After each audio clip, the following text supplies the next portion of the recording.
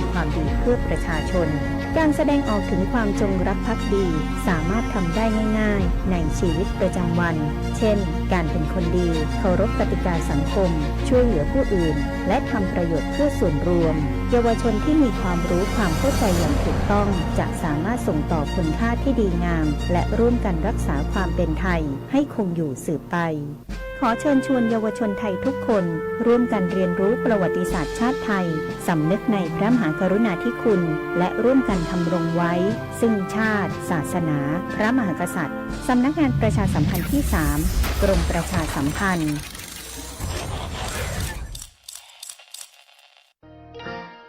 ขอเชิญทุกท่านร่วมสัมผัสงานบุญยิ่งใหญ่แห่งเมืองแพร่วันที่ 25 ถึง 31 พฤษภาคม 2569 ประเพณีไหว้พระพุทธโกษัยสิริชัยมหาสากยมุนี ณ วัดพระบาทมิ่งเมืองวรวิหารจังหวัดแพร่ตื่นตากับขบวนแห่เครื่องสักการะสุดยิ่งใหญ่จากทั้ง 8 อำเภองดงามด้วยอัตลักษณ์ล้านนาและพลังศรัทธาของชาวแพร่ชมการแสดงนี้แสงสีเสียงตำนานพระพุทธโกษัยสุดตระการตาสุดมันกับการสาธิตแม่ไม้มวยไทยวันละ 8 คู่สนุกกับรำวงย้อนยุคพร้อมดนตรีสดจากศิลปินท้องถิ่นการแสดงซอพื้นเมืองวงปีพาดตลาดวัฒนธรรมนิทรรศการพร้อมลานกิจกรรมสำหรับเด็กโซนถ่ายภาพโฟโต้บูธและการแสดงผลงานศิลปะจากศิลปินจังหวัดแพร่การประกวดขนมเส้นน้ำใสเมืองแพร่การแข่งขันระบายสีดินสอและแข่งวาดภาพดิจิทัลเพนติ้งการแข่งขันประติมากรรมลอยตัวและการแข่งขันตู้วาทีแล้วยังมีการออกร้านจำหน่ายสินค้าและเครื่องเล่นสวนสนุกมากมายวันที่ 25 ถึง 31 พฤษภาคมนี้ณ วัดพระบาทมิ่งเมืองวรวิหารจังหวัดแพร่จัดโดยสำนักงานวัฒนธรรมจังหวัดแพร่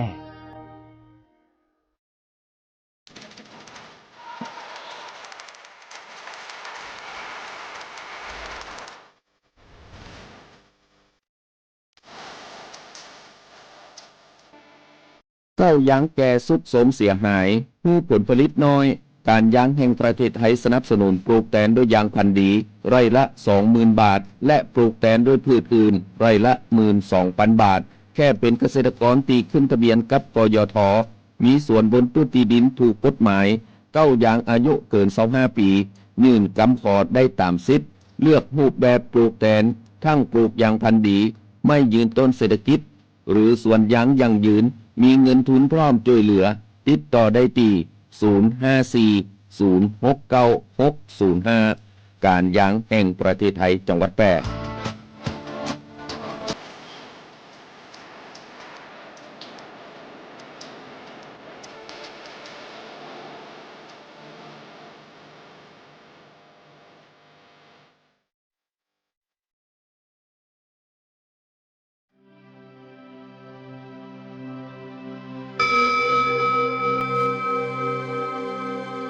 จังหวัดพะเยาโดยสำนักงานวัฒนธรรมจังหวัดพะเยาร่วมกับวัดศรีโคมคำพระอารามหลวงขอเชิญร่วมงานประเพณีแปดเป่งไหว้สาปูจาพระเจ้าตนหลวงประจำปีพุทธศักราช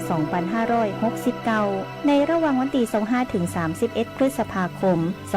2569 ณ วัดศรีโคมคำพระอารามหลวงอำเภอเมืองพะเยาจังหวัดพะเยาภายในงานพบกับขบวนอัญเชิญผ้าไตร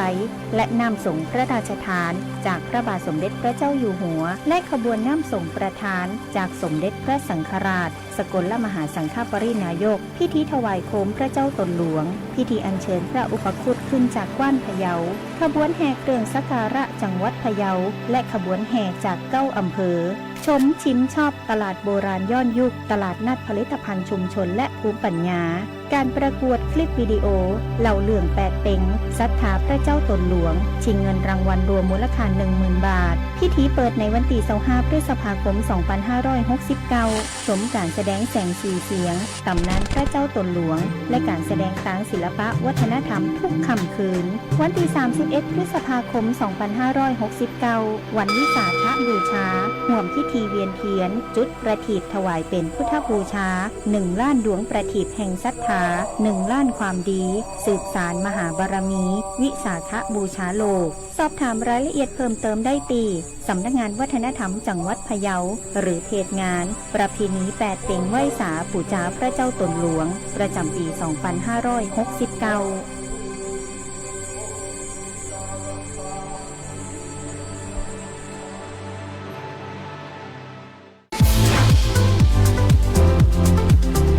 คุณกำลังฟังสถานีวิทยุกระจายเสียงแห่งประเทศไทยจังหวัดแพร่ FM 91 MHz ให้ความรู้คู่ความสุข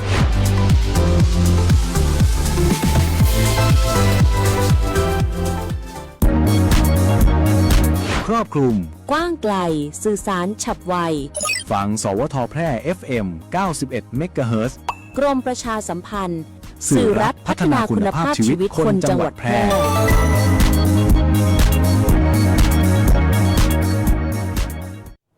ที่นี่สถานีวิทยุกระจายเสียงแห่งประเทศไทยจังหวัดแพร่จากนี้ไปขอเชิญติดตามรับฟังรายการ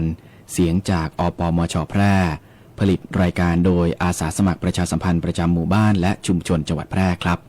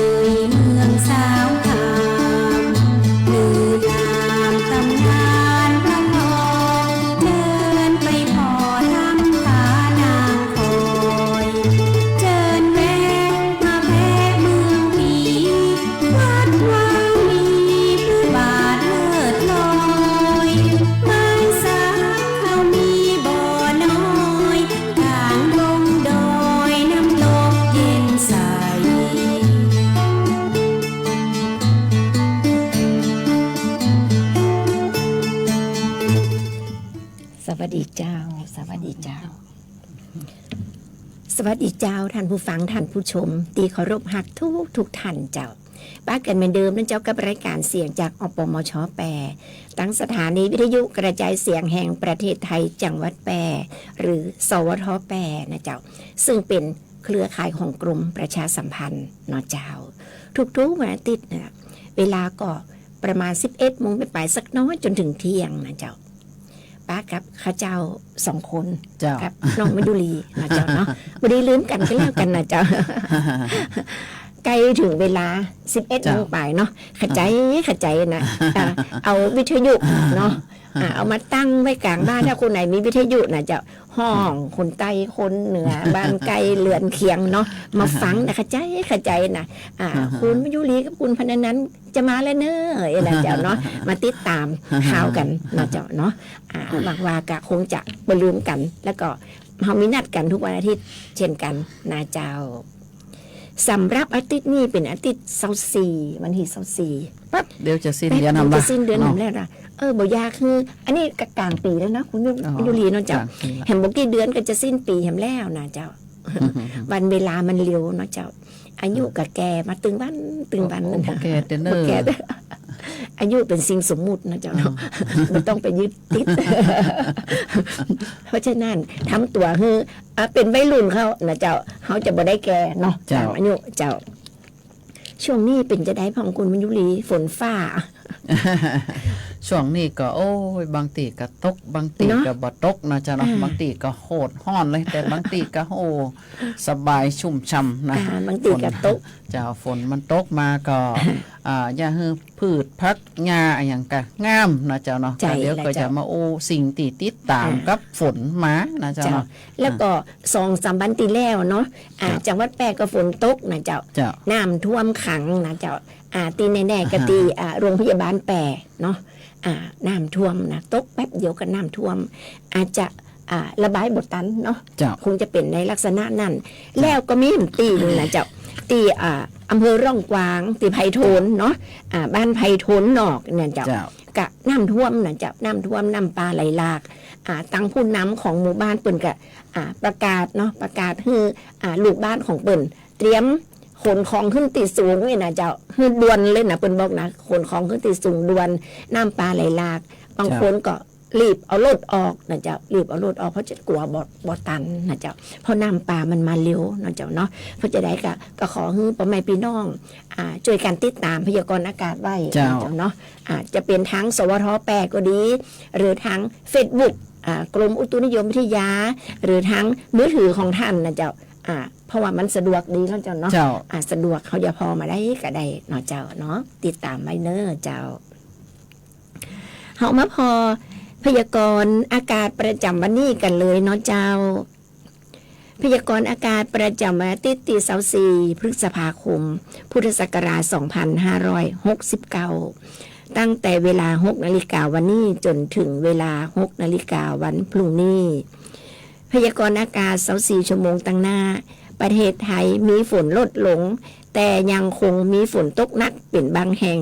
บริเวณภาคใต้ฝั่งตะวันตกเนื่องจากมรสุมตะวันตกเฉียงใต้กำลังปานกลางพัดปกคลุมทะเลอันดามันตอนบนและประเทศไทยขอให้ประชาชนระวังอันตรายจากฝนตกหนักและฝนที่ตกสะสมซึ่งอาจจะยังให้เกิดน้ำท่วมฉับพลันและน้ำป่าไหลหลากโดยเฉพาะพื้นที่ลาดเชิงเขาใกล้ทางน้ำไหลผ่านและพื้นที่ลุ่มรวมถึงให้รักษาสุขภาพในช่วงที่สภาพอากาศเปลี่ยนแปลงไว้ตัวสำหรับคลื่นลมบริเวณทะเลอันดามันและอ่าวไทยมีกำลังปานกลางโดยทะเลอันดามันตอนบนมีคลื่นสูงประมาณ2 เมตรส่วนทะเลอันดามันตอนล่างและอ่าวไทยตอนบนมีคลื่นสูงถึง 1-2 เมตรบริเวณที่มีฝนฟ้าคะนองคลื่นสูงมากกว่า2 เมตรขอให้ชาวเรือในบริเวณดังกล่าวเดินเรือด้วยความระมัดระวังและหลีกเลี่ยงการเดินเรือในบริเวณที่มีฝนฟ้าคะนองพยากรณ์อากาศบริเวณภาคเหนือมีฝนฟ้าคะนอง40%ของพื้นที่ส่วนมากบริเวณจังหวัดแม่ฮ่องสอนเชียงใหม่เชียงรายลำพูนลำปางตากและจังหวัดเพชรบูรณ์อุณหภูมิต่ำสุด23-25 องศาเซนเซียสอุณหภูมิสูงสุด34-37 องศาเซนเซียสลมตะวันตกเฉียงใต้ความเร็ว10-20 กิโลเมตรต่อชั่วโมงพยากรณ์อากาศบริเวณจังหวัดแพร่มีฝนฟ้าคะนอง40%ของพื้นที่ทัศนวิสัย 4-9 กิโลเมตรลมตะวันตกเฉียงใต้ความเร็ว10-20 กิโลเมตรต่อชั่วโมงอุณหภูมิสูงสุดที่สถานีอุตุนิยมวิทยาแพร่ตะวานี่วัดได้ 33.9 องศาเซนเซียสอุณหภูมิต่ำสุดที่สถานีอุตุนิยมวิทยาแพร่ตะเจ้านี่วัดได้ 25.6 องศาเซนเซียสคาดว่าอุณหภูมิสูงสุดบ่ายวันนี้ประมาณ37 องศาเซนเซียสคาดว่าอุณหภูมิต่ำสุดเจ้าวันพรุ่งนี้ประมาณ25 องศาเซนเซียสปริมาณน้ำฝนตั้งแต่เวลา 7 นาฬิกาต่อวันนี้จนถึงเวลา 7 นาฬิกาวันนี้วัดได้ 3.6 มิลลิเมตร วันนี้ดวงอาทิตย์ตกเวลา 18 นาฬิกา 49 นาทีวันพรุ่งนี้ดวงอาทิตย์ขึ้นเวลา 5 นาฬิกา 44 นาที ก็ต้องขอบคุณสถานีอุตุนิยมวิทยาแพร่ ตีเปิ้นฮื้อข้อมูลมานะเจ้า เจ้า เจ้า ช่วงนี้ช่วงหน้าฟ้าหน้าฝนเนาะ เจ้า หลายตีฝนมันก็ตกนะเจ้าเนาะ ค่ะ ก็ขอให้ทุกท่านเนี่ยรักษาสุขภาพกันตัวยนะเจ้าเนาะแล้วก็ช่วงเนี้ยก็อย่างที่ว่าเนาะของสัปปะเนาะมันก็ออกมาของดีกินก็มีของบ่ดีกินก็มี สัตว์มีพิษก็มีสัตว์บ่มีพิษก็มีสัตว์บางชนิดฆ่าชีวิตคนเฮาก็ได้แม่นกระทั่งว่า มันตัวน้อยเดียวเนี่ยมันก็ฆ่าชีวิตคนเฮาได้นะเจ้าเนาะช่วงนี้ก็เฮ็ดหลายอย่างมันออกเนาะก็ขอเตือนพี่น้องประชาชนตัวเนาะเฮ็ดบ่ได้กินบ่ได้เอามานะหมูฮู้จักกับบ่ได้เก็บเอามาเด้อ เสี่ยงอันตรายอยู่เหมือนกันนะเจ้าเนาะแล้วก็มาถึงแมลงนะเจ้าเนาะตัวน้อยๆเนี่ยนะมันฆ่าเฮาได้คือแมงอะหยังนะแมงอะหยังมาข้างบินไก่หน้าเฮาไปยังมาหันก่อนเนาะ เพราะว่าเฮาคนอายุนักแล้วเนาะถามใครหันเนาะ อายุนักแล้วกัน อายุนักละ ก็มาถึงทางเทศบาลเมืองแปะนายกสุริยาอินตะนอนนายกเทศบาลเมืองแปะเนี่ยเปิ่นก็ห่วงใยพี่น้องประชาชนให้เฝ้าระวังโรคที่มากับยุงลายที่เป็นพาหะนะเจ้าเนาะนายกเทศมนตรีเมืองแปะเปิ่นเปิดเผยว่าเทศบาลเมืองแปะเนี่ยมีความห่วงใยพี่น้องประชาชนในเขตเทศบาลเมืองแปะทั้ง18ชุมชนขอความร่วมมือทุกประชาชนทุกชุมชนเฝ้าระวังและก็ป้องกันโรคที่มากับยุงลายเป็นพาหะอย่างเช่นโรคไข้เลือดออกโรคชิคุนกุนยาหรือโรคไข้ปวดคอนี่นะและไวรัสซิกานี่นะเจ้าเปิ้นบอกว่าถ้าเป็นแม่หญิงตั้งครรภ์เนี่ยเปิ้นจะเอาละอ่อนออกนะเพราะว่าเสี่ยงอันตรายมากเพราะว่าเสี่ยงที่ว่าละอ่อนเกิดมาเนี่ยอาจจะหัวน้อยพิการนะเจ้าเนาะแล้วก็เปิ้นก็บ่ฮื้อตั้งท้องแหม1 ปีเพราะเปิ้นจะต้องเฝ้าควบคุมว่าดูเชื้อโรคตัวเนี้ยมันหมดไปจากร่างกายของท่านหรือยังนะเจ้าเนาะเปิ้นบอกว่า ขอให้ทุกครอบครัวเนี่ยใจมาตรการ3เก็บนะป้องกันดังนั้นดังนั้นเปิ้นจึงบอกว่าให้3เก็บนะป้องกัน3โรคดังนี้นะเก็บบ้านให้สะอาดนะปลอดโปร่งบ่ให้ยุงเกาะเก็บน้ำนะปิดภาชนะให้มิดชิดนะเปลี่ยนน้ำทุก7 วันเก็บขยะนะกำจัดภาชนะที่มีน้ำขังลดแหล่งเพาะพันธุ์ยุงลายพร้อมกันนี่ขอให้ประชาชนดูแลตนเองและคนในครอบครัวหากมีไข้สูงปวดศีรษะปวดเมื่อยหรือมีผื่นควรรีบพบแพทย์ร่วมกันป้องกันยุงลายลดความเสี่ยงของการเกิดโรคระบาดโรคไข้เลือดออกเพื่อสุขภาพดีๆของคนในชุมชนเจ้าทุกชุมชนในมาต้องว่าในเขตเทศบาลเมืองแปะนะเจ้าเนาะทั้งจังหวัดแปะและก็รอบๆจังหวัดแปะหรือว่า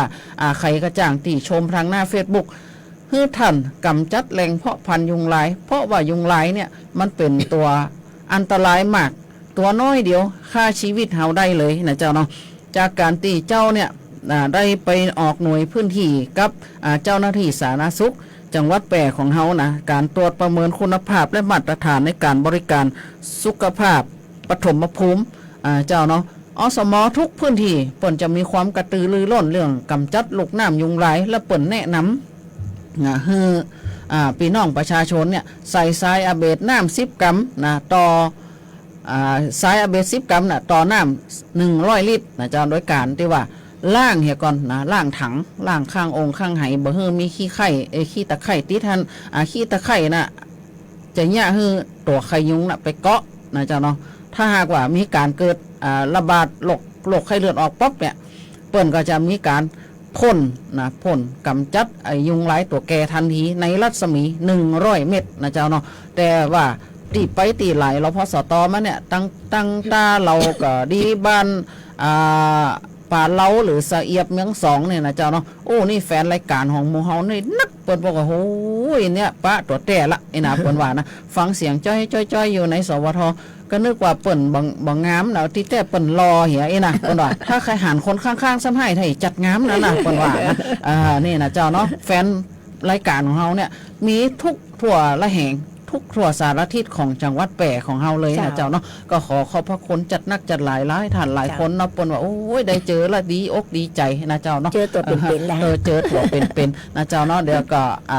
ข่าวหน้าก็จะคงจะเป็นหน้าต้องนะเจ้าเนาะจากหน้าต้องแล้วก็แม่ลัวเนาะจากแม่ลัวแล้วก็จะไปปุ่นวังปึ่งอย่างปุ่นนะเจ้าเนาะ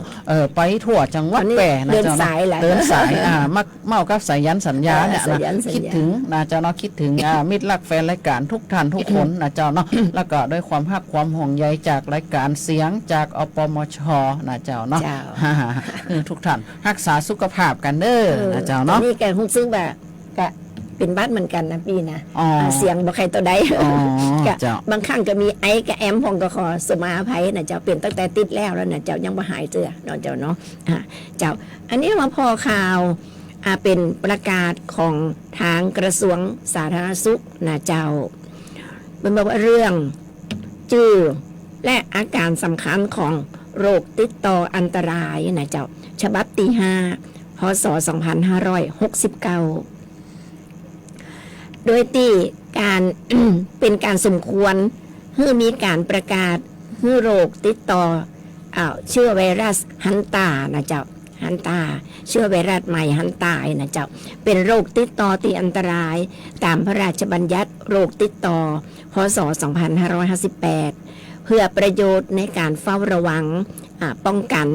และควบคุมโรคติดต่ออันตรายนะเจ้าอาศัยอำนาจตามความในมาตรา 5 วรรค 1 และมาตรา 6 ข้อความในวงเล็บ 1 แห่งพระราชบัญญัติโรคติดต่อพศ 2558 รัฐมนตรีว่าการกระทรวงสาธารณสุขด้วยคำแนะนำของคณะกรรมการโรคติดต่อแห่งชาติจึงออกประกาศไว้ดังต่อไปนี้นะเจ้าข้อ 1 ประกาศนี้เรียกว่าประกาศกระทรวงสาธารณสุขซึ่งเรื่องชื่อและอาการสำคัญของเชื้อโรค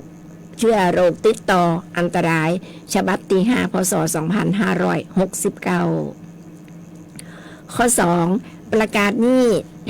ให้ใจบังคับตั้งแต่วันถัดจากวันประกาศในพระราชกิจจานุเบกษาเป็นต้นไปข้อ 3 ให้เพิ่มความต่อไปนี้เป็นข้อความในวงเล็บ 14 ของข้อ 1 แห่งประกาศกระทรวงสาธารณสุขเรื่องชื่อและอาการสำคัญของโรคติดต่ออันตรายพศ 2559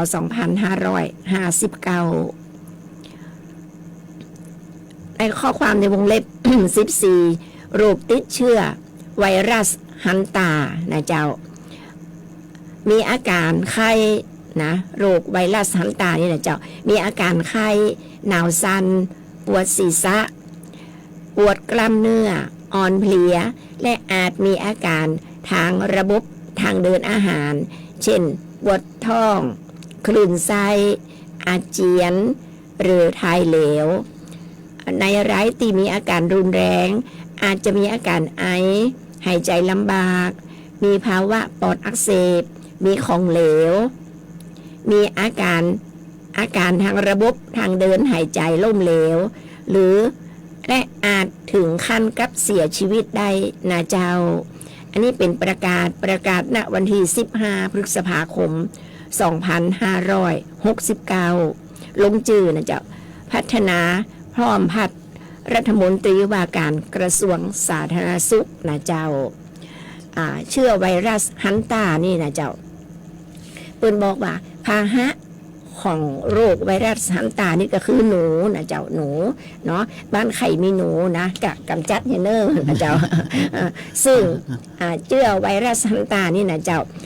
ซึ่งพบได้ในสัตว์ที่มีฟันแทะนะสัตว์อันไหนที่เป็นฟันแทะนั่นก็คือติดต่อนะเชื้อไวรัสฮันตาเนี่ยเกิดจากนี่นะเจ้าและสามารถติดต่อสู่คนได้นะเจ้าโรคฮันตานี่นะและเป็นอันตรายถึงชีวิตนะเจ้า อาการลักนะอาการลักก็มีอยู่2 กลุ่มนะเจ้ามีอยู่2 กลุ่มที่1ก็คืออาการทางไตนะเจ้ากลุ่มที่2ก็คืออาการทางปอดเนาะทางปอดกลุ่มอาการทางไต ปะนักหรือพบนักก็คือตังเอเชียแล้วก็ตังยุโรปนะเจ้าอาการของเปิ้นก็คือจะมีไข้สูงปวดศีรษะจุดเลือดออกใต้ผิวหนังนี่นะเจ้าผิวหนังเป็นจุดๆเนาะเป็นจุดเลือดและอาจจะมีไตวายฉับพลันนะเจ้ากลุ่มที่2ก็คืออาการทางปอดอันนี้พบในอเมริกาเนาะอาการก็คือจะมีไข้ปวดกล้ามเนื้อรุนแรงนะเจ้ามีน้ำท่วมปอดหายใจลำบากอันตรายถึงเสียชีวิตได้เหมือนกันนะเจ้าสาเหตุล่ะสาเหตุติดต่อจากอะหยังนะเจ้าสาเหตุการติดต่อก็เกิดจากสูดดมฝุ่นละอองตีมีปัสสาวะหรืออุจจาระหรือน้ำลายของหนูนะเจ้าตีแห้งและฝุ่งกระจายเนาะบางครั้งเขาบ่ฮู้เนาะคุณมาอยู่ดีมันฝุ่งกระจายในอากาศเขากระบุเขาก็ไปสูดดมไปเนี่ยเขากระบุเรื่องก็อย่าเข้าไปในร่างกายของเขานะเจ้าหรือว่าท่านอาจจะไปสัมผัสสารคัดหลั่งของหนูนะเจ้าแล้วเอามาขยี้ตาผ่องยีจมูกผ่องปากผ่องอย่างนี้นะฮะมันก็เข้าไปในตัวเฮานะเจ้าเนาะหรืออาจจะกินอาหารเนาะบางครั้งเขาก็บ่ฮู้อาจจะกินอาหารตีปนเปื้อนหรือถูกหนูตีมีเชื้อกัดกินอย่างมาคืนจะอยากหนูมันชอบล่ามาคืนเนาะคุณยูริมันอาจจะมากัดกินอย่างของเฮาตีบ้านก็แล้วเฮาก็บ่ฮู้เนาะบ่ฮู้เชื้อโรคอาจจะติดอยู่ในหันแล้วก็เฮาก็หยิบมากินอย่างจีอีนะเจ้ามันก็ติดโรคใดเนาะเจ้าวิธีป้องกันนะเจ้าวิธีป้องกันก็คือเก็บอาหารให้มีชิดอย่างกับเจ้าเก็บอาหารให้มีชิดหรือหาสิ่งปุ๊กปิดให้เรียบร้อยเนาะมีอย่างฝาครอบกับครอบเข้าไปนะเจ้ามีอยู่ตู้กับสเก็บไว้ในตู้เก็บให้มีชิดนะเจ้าบริเฮหนูไปแทะกินได้เนาะเจ้า2จัดบ้านให้สะอาดนะเจ้าจัดบ้านให้สะอาดบดีให้บ้านสกปรกเนาะสกปรกนี่เป็นที่อาศัยของสัตว์และแมลงในหลายอย่างเลยนะเจ้าไม่ใช่เฉพาะหนูอย่างเดียวนะเจ้าเนาะเพราะฉะนั้นก็ขอให้จัดบ้านให้เรียบร้อยเนาะมือสกปรกนะเจ้าอันนี้ก็คือเป็นเชื้อไวรัสฮันต้านะเจ้าไวรัสฮันต้านี่นะเจ้าเนาะถ้าสมมุติว่าบ้านท่านเนี่ยมันสกปรกนะเจ้าเนาะสิ่งแวดล้อมของท่านเนี่ยท่านเพียวนะเพียวหลอบบ้านของท่านใจเครื่องตัดยาหรือว่าถ้าท่านบ่มีแหงกับจ้างคนอื่นเขามาตัดหลอบบ้านเหี่ยเสร็จแล้วในครัวไฟของท่านเนี่ยท่านก็จัดการนะเป็นป้องเป็นอย่างในท่านก็ปิดให้สนิทเหี่ยนะเจ้าเนาะเพื่อบ่ให้หนูมาวิ่งเพ่นผ่านในห้องครัวของท่านหรือว่าไอ้สิ่งที่ปลูกสร้างของท่านเนี่ยในบ้านในจองเนี่ยบางครั้งนะรับอยู่กับวิ่งข้ามหัวเนาะเจ้าเนาะปนว่าหนูเนี่ยถ้ามันปัสสาวะอุจจาระหรือน้ำลายเนี่ยถ้าเขาไปสัมผัสมันนะมันสู่ร่างกายของเขาเนี่ยเขาอาจจะติดเชื้อโรคตัวนี้ได้นะเจ้าเนาะมันก็จะว่าโรคนี่โรคเดียวนะหลายโรคนะตีมากับหนูนะเจ้าเนาะเพราะฉะนั้นเขาต้องป้องกันตัวของเขาไว้ก่อนแล้วก็คนที่เขาหักเนาะเจ้าเนาะสิ่งเนี่ยมันเป็นสิ่งที่สำคัญและละเอียดอ่อนก็สิ่งเล็กๆน้อยๆที่เขาบอกควรจะมองข้ามท่านเก็บ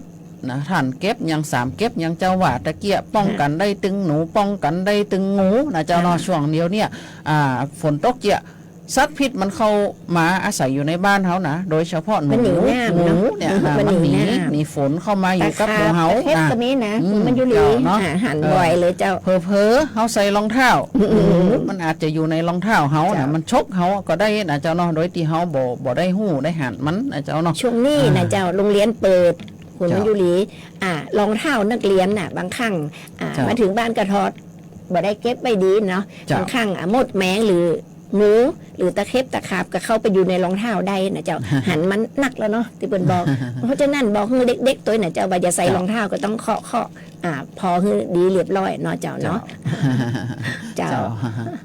ช่วงนี้เฮาเบรกกันสักกำเนาะเจ้ามาฟังสิ่งดีๆมาฟังเพลงจากรายการก่อนนะเจ้าช่วงหลังเฮาก็มาฟังข่าวกันต่อแหมเนาะเจ้าเจอเลยเจ้า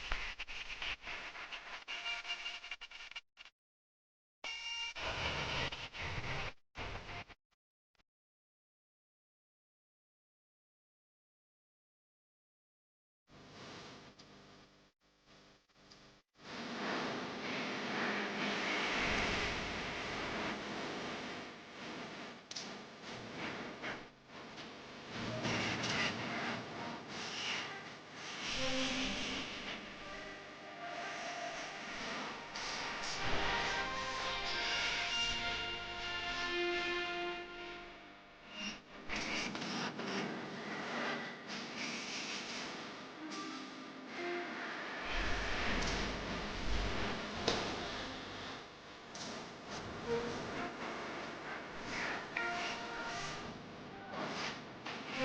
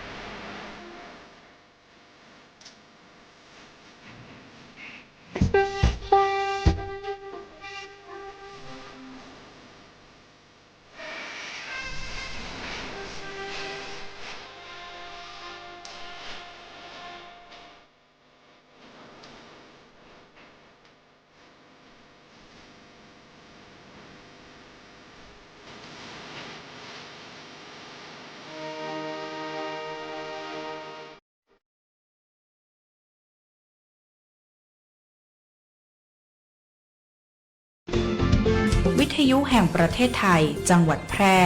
FM 91 เมกะเฮิรตซ์ ให้ความรู้คู่ความสุข ครอบคลุม กว้างไกล สื่อสารฉับไว ฟังสวทแพร่ FM 91 เมกะเฮิรตซ์ กรมประชาสัมพันธ์ สื่อรัฐพัฒนาคุณภาพชีวิตคนจังหวัดแพร่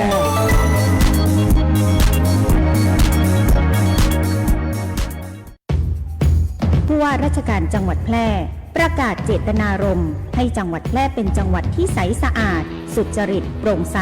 ตรวจสอบได้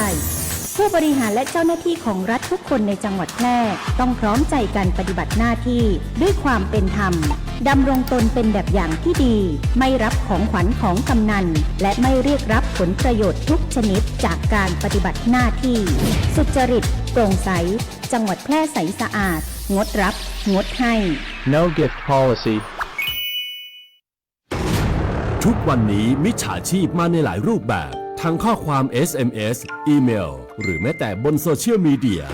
อย่าหลงเชื่ออย่าเผลอกดลิงก์ที่น่าสงสัยเด็ดขาดเพราะอาจทำให้คุณสูญเสียทรัพย์สินได้หากไม่แน่ใจหรือมีข้อสงสัยติดต่อแบงก์ชาติโทร1213แบงก์ชาติห่วงใหญ่เตือนภัยการเงินย้ำอีกครั้งแบงก์ชาติโทร1213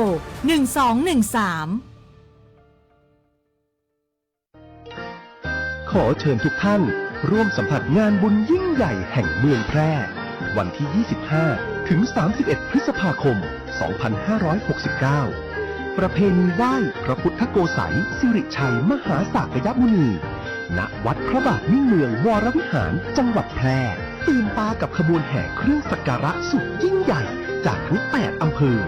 งดงามด้วยอัตลักษณ์ล้านนาและพลังศรัทธาของชาวแพร่ชมการแสดงนี้แสงสีเสียงตำนานพระพุทธโกษัยสุดตระการตาสุดมันกับการสาธิตแม่ไม้มวยไทยวันละ8 คู่สนุกกับรำวงย้อนยุคพร้อมดนตรีสดจากศิลปินท้องถิ่นการแสดงซอพื้นเมืองวงตีพาดตลาดวัฒนธรรมนิทรรศการพร้อมลานกิจกรรมสำหรับเด็กโซนถ่ายภาพโฟโต้บูธและการแสดงผลงานศิลปะจากศิลปินจังหวัดแพร่การประกวดขนมเส้นน้ำใสเมืองแพร่การแข่งขันระบายสีดินสอและแข่งวาดภาพดิจิทัลเพนติ้งการแข่งขันประติมากรรมลอยตัวและการแข่งขันตู้วาทีแล้วยังมีการออกร้านจำหน่ายสินค้าและเครื่องเล่นสวนสนุกมากมายวันที่ 25 ถึง 31 พฤษภาคมนี้ณ วัดพระบาทมิ่งเมืองวรวิหารจังหวัดแพร่จัดโดยสำนักงานวัฒนธรรมจังหวัดแพร่กลับเข้ามาแม่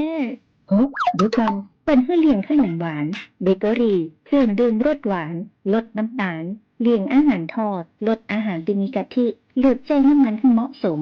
งดน้ำมันก่อนซ้ำเลี่ยงน้ำจิ้มอาหารสำเร็จรูปลดขนมครบเคี้ยวลดการซดน้ำแกงยิ้มก่อนปรุงลดการปรุงรสและที่สำคัญอ่านฉลากโภชนาการก่อนซื้อทุกครั้งกินหวานมันเค็มเพื่อพอดีสุขภาพดีห่างไกลโรคเจ้า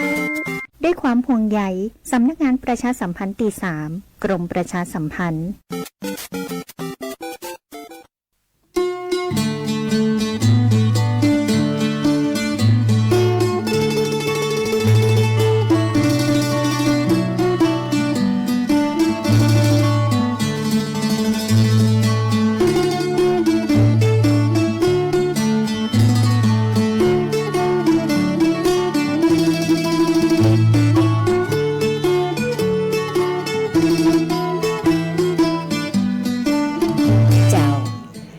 ฟังท่านผู้ชมเจ้าท่านกำลังฮึกเกียรติติดตามรับฟังรับชมรายการเสียงจากอปมช.แปรตั้งสถานีวิทยุกระจายเสียงแห่งประเทศไทยจังหวัดแปรโดยมีข้าเจ้าพัฒนันกันกาเจ้าข้าเจ้ามายุรีเครือใจนะเจ้าเนาะดำเนินรายการทุกๆวันอาทิตย์นะเจ้าวันไหนอาทิตย์ไหนไม่ได้มาก็ง่อมหาท่านผู้ฟังท่านผู้ชมติดแล้วก็ง่อมหาเหมือนกันนะเจ้าเนาะพอดีมีภารกิจด่วนนะเจ้าเนาะติดแล้วนะข้าเจ้าโดนลอยแพคือมิวลีนี่แหละข้าเจ้าไปนครสวรรค์เจ้าเนาะเดี๋ยวบอกกี่วันก็จะไปทำแล้วนะไประยองว่าแต่บัดตรงกับเสาร์อาทิตย์นะเจ้าเนาะไปวันธรรมดาจะไปเตอะไปเตอะวันนี้ตัวจะมันติดมันกันแล้วกันนะจ๊ะเดี๋ยวเขาจะออกจากกล่องมรดกนะตัดออกจากกล่องมรดกแหละเจ้าท่านผู้ฟังท่านผู้ชมเจ้าเพลงม้วนจากรายการจบไปแล้วนะเจ้าแม่สอดสะอื้นนี่นะเจ้าไผ่สะอื้นตัวของนี่เจ้ามันรักผู้จักอย่ากล้าเจ้าท่านผู้ฟังท่านผู้ชมอยากใครได้ยินได้ฟังเพลงอันอย่างนะเจ้าขอมาเนาะขอมาจังรายการของเฮานะเจ้ายินดีจะจัดเฮอนะเจ้าเนาะคิดว่าวันนี้ก็เป็นตีถูกอกถูกใจบรรนักก็น้อยนะเต้าตีขอมานะเจ้าโทรมาได้เนาะตีเบอร์โทร054-523-516เจ้าคุณจัดเป็นแบบยินดีนะเจ้ายินดีจะจัดให้ทุกเพลงเลยนะเจ้าเจ้าเฮาก็มาเอาข่าวทำข่าวกันเนาะทางนายกอบตนายกอบจแปรนะเจ้าลงพื้นที่รอพสต.ซบสายอำเภอสูงเม่นจังหวัดแปรเพื่อดำเนินการปรับปรุงซ่อมแซมในส่วนตีชำรุดเสียหายนะเจ้าเนาะวันที่20 พฤษภาคม 2569 เวลา 9 นาฬิกานายอนุวัฒน์วงศ์วรรณนายกองค์การบริหารส่วนจังหวัดแปรพร้อมด้วยนางสาวปริชาติหิรันรัตน์นะเจ้าเนาะรองปลัดองค์การบริหารส่วนจังหวัดแปรรักษาราชการแทนปลัดองค์การบริหารส่วนจังหวัดแปรนายอนุชิตกันตะกว้างเจ้าพนักงานสาธารณสุขอาวุโสรักษาราชการหัวหน้าฝ่ายบริหารงานสาธารณสุขและเจ้าหน้าที่จากกองช่างองค์การบริหารส่วนจังหวัดแปรลงพื้นที่สำรวจเพื่อปรับปรุงและซ่อมแซมอาคารโรงพยาบาลส่งเสริมสุขภาพตำบลซบสายบ้านซบสายนะเจ้าเนาะอันเนื่องจากสาเหตุอุทกภัยเมื่อปลายปี 2568 โดยมีนางสาวบุตรชยาดาวเดือ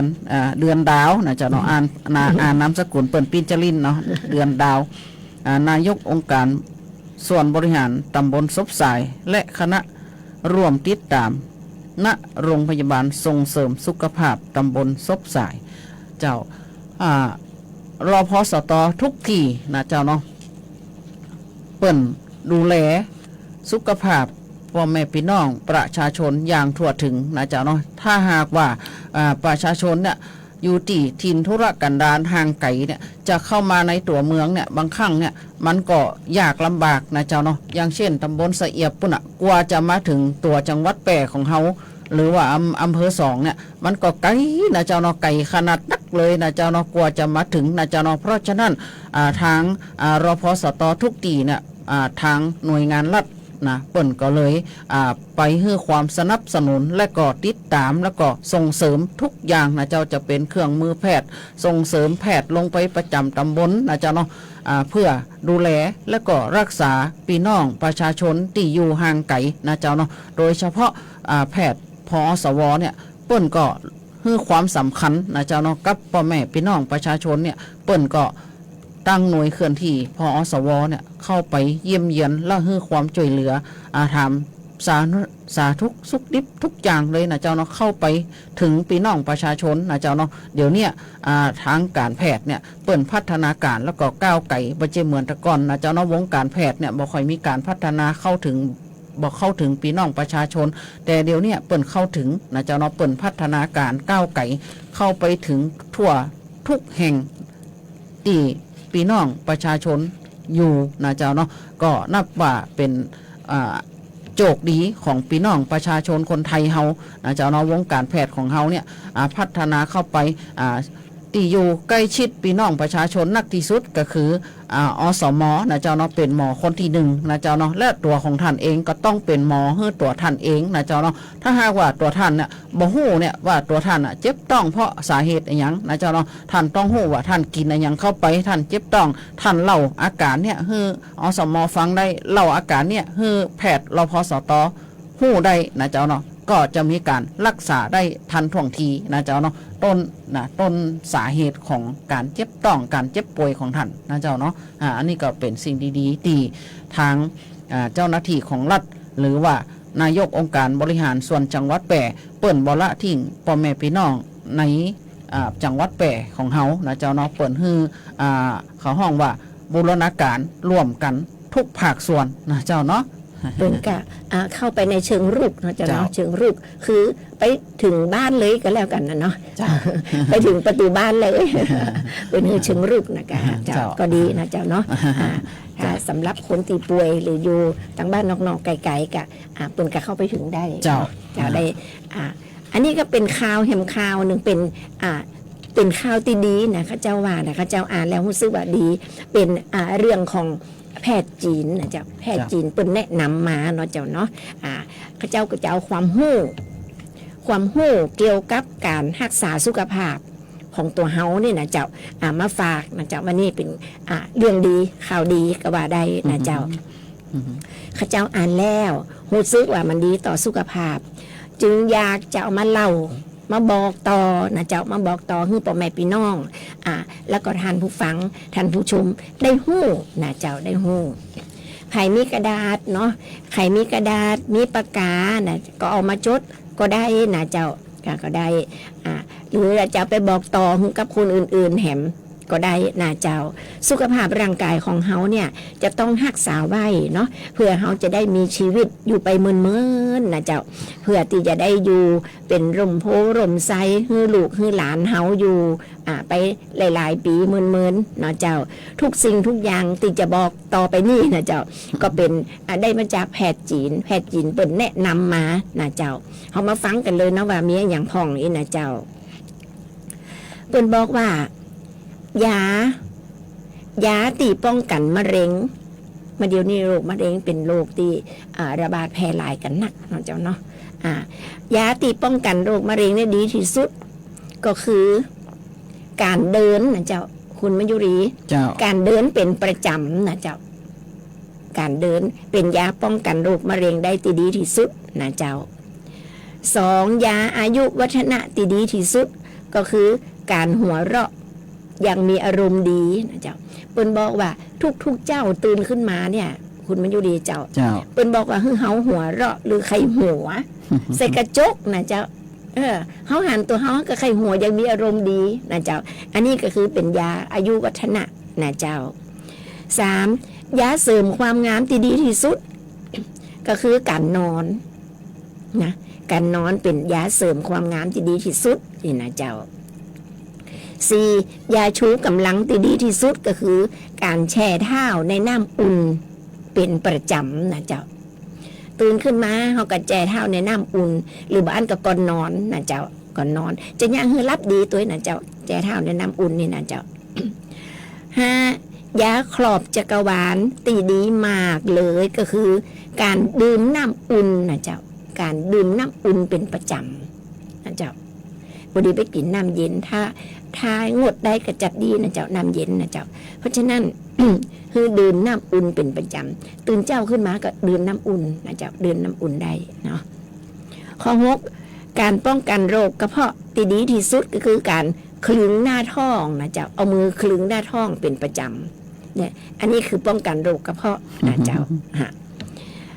7ยาบำรุงปอดที่ดีที่สุดก็คือการหายใจลึกๆนะเจ้าการหายใจลึกๆสูดเข้าไปเป็นบอกว่าหายใจเต็มปอดเนาะเจ้าเนาะการหายใจลึกๆแล้วก็ปล่อยออกมาแบบจ้าๆนะเจ้าการหายใจลึกๆเป็นประจำนะเจ้า8ยาเสริมแคลเซียมที่ดีที่สุดก็คือการได้สัมผัสกับแดดอ่อนๆแต่ตอนเจ้าแล้วก็ตอนแมลงนะเจ้าแดดตอนเจ้านี่มีวิตามินดีนะเจ้าฉะนั้นตื่นเจ้าขึ้นมาถ้าแดดอ่อนๆเขาควรจะไปเดินห้ามแสงแดดนะเจ้าเนาะห้ามวิตามินดีนะเจ้าทั้งหมดทั้งมวลที่ข้าเจ้าบอกไปนี่นะเจ้าเป็นสิ่งที่ดีนะเจ้าเขาเจ้าอ่านแล้วเป็นสิ่งที่ดีแล้วเขาปฏิบัติได้นะบ่ได้ซื้อได้หาเนี่ยบ่ได้เสียสตังค์นะเจ้าเขาเนี่ยเองนะเขาทำเองนะเป็นบอกว่าสุขภาพดีไม่มีขายอยากได้ต้องทำเองนะเจ้าอยากได้ต้องทำเองและควรปฏิบัติอย่างต่อเนื่องนะเจ้าต่อเนื่องและเป็นประจำเนาะท่านหูแล้วก็ออกกำลังกายตัวนะเจ้าออกกำลังกายตัวผู้สูงอายุบ่จำเป็นจะต้องไปวิ่งนะเจ้าบ่จะต้องไปวิ่งเหมือนกับวัยรุ่นเขาเดินนะเดินวันละ15นาทีถึง20นาทีนี่ก็ดีแล้วนะเจ้าเดินเป็นประจำเนาะเป็นบอกว่าสุขภาพดีบ่มีขายที่บอกตะกี้ใครได้ก็เนี่ยเอาคนเดียวนะเจ้ามะเร็งเนี่ยที่มันบ่ชอบที่สุดอาหารพื้นบ้านพักไม่ใส่ยาพักที่บ่มีไขมันอาหารยังกระจ่างที่บ่มีไขมันมะเร็งมันบ่ชอบนะโดยเฉพาะผลไม้ที่มีรสเปรี้ยวนะมะเร็งมันบ่ชอบเลยถ้าเฮากินจีนนะมะเร็งมันชอบมันไปกระตุ้นนะเขาห้องว่าเป็นจีนไขมันอย่างเนี้ยมะเร็งมันชอบนี่เป็นอาหารที่รอเลี้ยงให้มันเจริญเติบโตได้อย่างดีผลไม้ที่มีรสเปรี้ยวหรือว่าพักไม้ไซยาบ้านเฮาน่ะมะเร็งมันบ่ชอบมันก็เลยบ่อ้วนแล้วมันก็จะฟอไปนะเจ้าเนาะเอามันก็มา57นาทีแล้วเนาะเจ้าเนาะก็ขอทักทายแฟนรายการทั้ง8เจ้าก็ขอทักทายแฟนรายการทั้ง8อำเภอของจังหวัด8ของเฮาแล้วก็รอบๆจังหวัด8ที่เครื่องเสียงส่งถึงนะเจ้าเนาะแล้วก็ขอทักทายแฟนรายการทางหน้า Facebook ก่อนเด้อนะเจ้าเนาะสวัสดีเจ้าคุณการจนานะเจ้าเนาะสวัสดีเจ้าคุณสายน้ำบ่ไหลคืนนะเจ้าสวัสดีเจ้าคุณพัฒนาโพธิมูลสวัสดีเจ้าคุณปี้สุรีรัตน์สวัสดีเจ้าคุณปวีนานะเจ้าเนาะโอ้ขอบคุณจัดนักจัดหลายแฟนรายการถ้าเฮาทักทายบ่ถั่วบ่ถึงก็ขอสุมาขออภัยกันตัวเด้อนะเจ้าเนาะ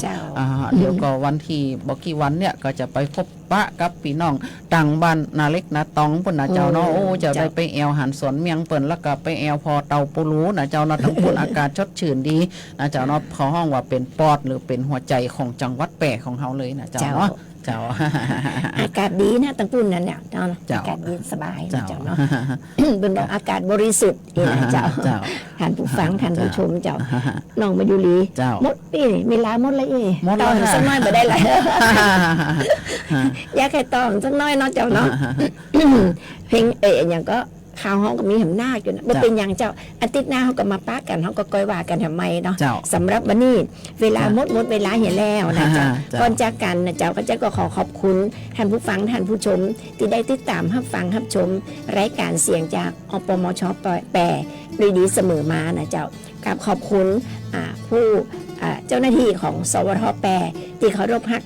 ทุกท่านนะเจ้าที่ได้ชี้แนะสิ่งที่ดีๆแล้วก็อำนวยความสะดวกคือกับรายการเสียงจากอปมช.แปรด้วยดีเสมอมาเช่นกันนะเจ้าสำหรับวันนี้เวลาหมดเวลาเห็นแล้วข้าเจ้าพนันนันกันกาเจ้าข้าเจ้าไม่ยุรีเขือใจเจ้าต้องนำรายการเสียงจากอปมช.แปรกราบคืนไปก่อนนะเจ้าปะกันใหม่อาทิตย์หน้านะเจ้าเนาะสำหรับวันนี้ขอบคุณแล้วก็สวัสดีเจ้าสวัสดีเจ้า